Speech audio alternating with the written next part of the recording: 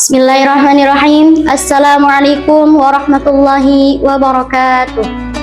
Alhamdulillahi kafa, wassalatu wassalamu ala sayyidina Muhammadinil Mustafa wa ala alihi wa sahbihi ahli siddiq wal wafa, amma ba'du.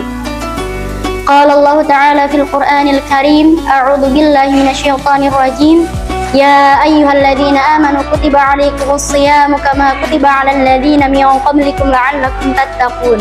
أياما معدودات فمن كان منكم مريضا أو على سفر فعدة من أيام أخر وعلى الذين يطيقونه فدية طعام مسكين فمن تطوع خيرا فهو خير له وأن تصوموا خير لكم إن كنتم تعلمون. Shadaqallahul Azim. Hai sobat muslimin, alhamdulillah kami telah sampai kepada hari ketiga dari bulan Ramadan. Di sini saya akan menjelaskan tentang hukum puasa Ramadan. Sejarah puasa Ramadan. Puasa Ramadan ditetapkan pada tahun 2 Hijriah. Sebelum puasa Ramadan ditetapkan menjadi wajib, puasa Ramadan melewati 3 tahap. Melewati 3 tahap ataupun 3 fase. Fase pertama, puasa diwajibkan dengan diberi pilihan.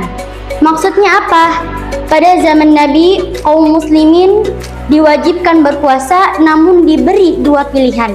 Pilihan pertama yaitu para kaum muslimin berpuasa sebagaimana mestinya.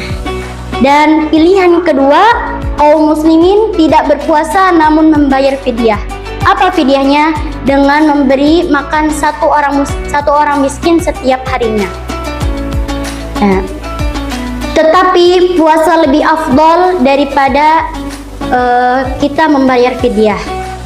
Dasarnya ialah firman Allah Subhanahu wa taala yang tadi telah Al-Faqirah sebutkan di awal. Dan sebagaimana hadis Nabi Salamah bin Aqwa rahimahullah taala berkata, "Kunna fi Ramadan ala ahdi Rasulillah sallallahu alaihi wasallam. Man syaa shoma wa man syaa aftara. Faqtada bi ta'am miskinin hatta unzilat hadhil ayah. Faman syahida minkum asy-syahra falyasum." Yang artinya, kami ketika menghadapi Ramadan pada zaman Rasulullah sallallahu alaihi wasallam, barang siapa yang ingin berpuasa maka boleh berpuasa, dan barang siapa yang ingin berbuka maka memberi makan satu orang miskin.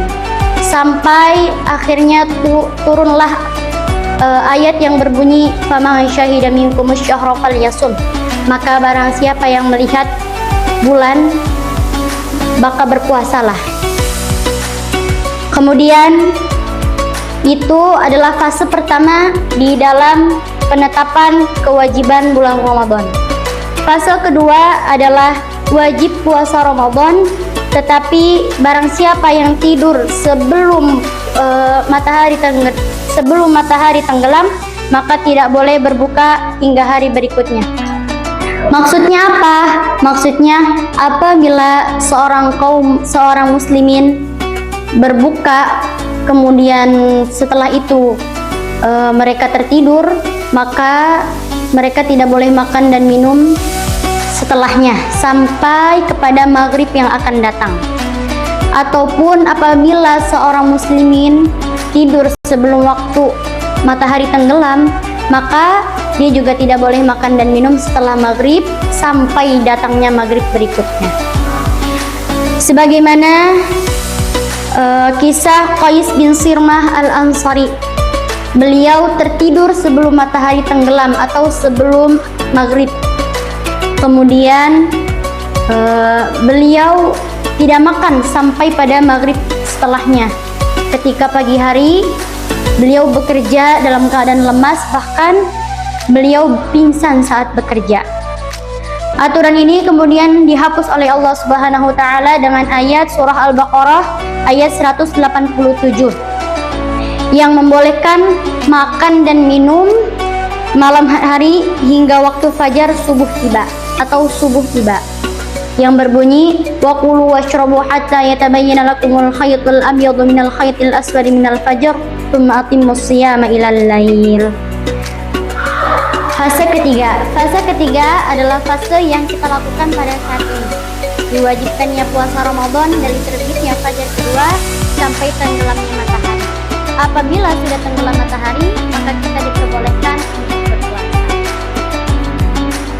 Kemudian, kapan puasa Ramadan diwajibkan? Imam Ibnu Qayyim rahimahullah ta'ala mengatakan, tatkala menundukkan jiwa dari perkara yang disenangi itu masih terasa berat, maka kewajiban puasa di bulan Ramadan itu ditunda selama perjalanannya Islam sampai setelah hijrah. Kemudian tatkala iman mereka sudah kuat dan juga sudah mudah di dalam taat, maka kewajiban puasa Ramadan diberlakukan dengan cara bertahap.